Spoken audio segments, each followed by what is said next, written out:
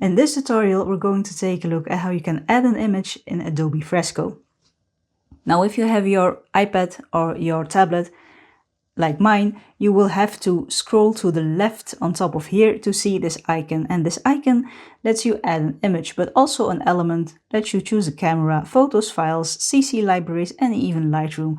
But if you want to add an image or photo, you can click this one here, and then choose photos, and then here you can choose which one you want to add. You click it and it's added into Adobe Fresco. You can make it smaller.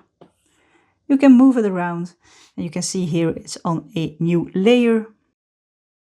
And as easy as that, when you're done, you're done. You can flip it if you want to. It's all accessible here. And then you click done. So this one lets you add an image.